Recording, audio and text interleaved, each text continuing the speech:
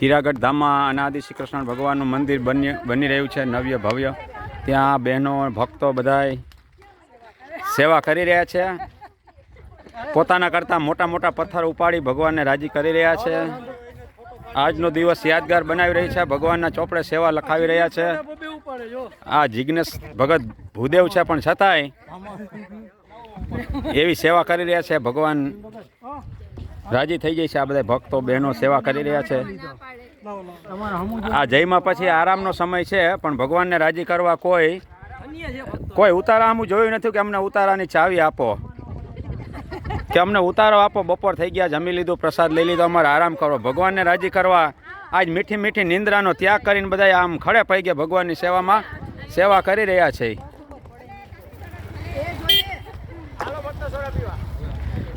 અને આ સેવા ભાવી ભક્તો જો બધાને આ હીરાગઢ ગામના ભક્તો, મુકેશ ભગત ગમે ત્યારે આવો મહોત્સવ હોય, આવો ભક્તો સેવા કરતા હોય, ખડે પડી ગયા.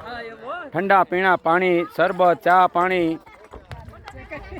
મન મૂકીને ખુલ્લા દિલથી ભક્તોને રાજી કરી રહ્યા છે.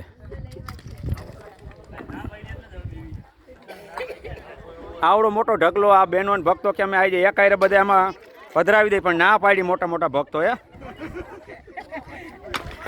કે થોડા ઘણા મૂકો, બે ચાર તોય રાજી, નહીં તો આ કે આજના જ ખાલી કરી નાખો, એવો સંકલ્પ છે બધાનો.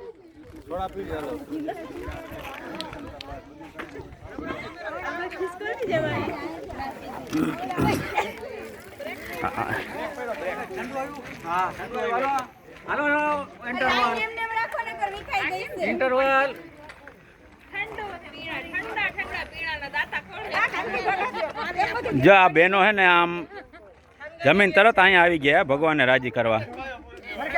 આ ભૂલે ચૂકે કદાચ આમાં કોઈ પાણો નાખશે ને તોય એને ભગવાન તેડવા આવશે. આ તો મહિમા સહિત આવડા મોટા મોટા પથ્થર મૂકે તો ભગવાનને વિમાન લઈને આવવું પડે કે ન આવવું પડે?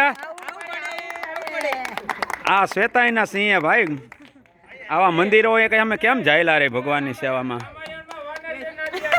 હા, રામચંદ્રજી ભગવાનને વાનર સેનાએ રાજી કર્યા હતા. આ શ્વેતાઈના બધા સિંહો છે. જો અનાદિ શ્રી કૃષ્ણ ભગવાનનું મંદિર હીરાગઢ ધામે, જ્યાં આ જગ્યાએ ભગવાન બિરાજમાન થઈ અનેક ભક્તોને દર્શનનું સુખ આપી અનેક જીવોના કલ્યાણ કરશે. તારે કોણ તારે પ્રગટ વિના,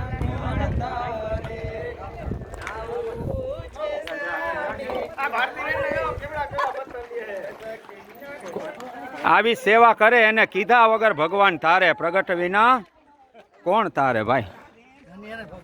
તો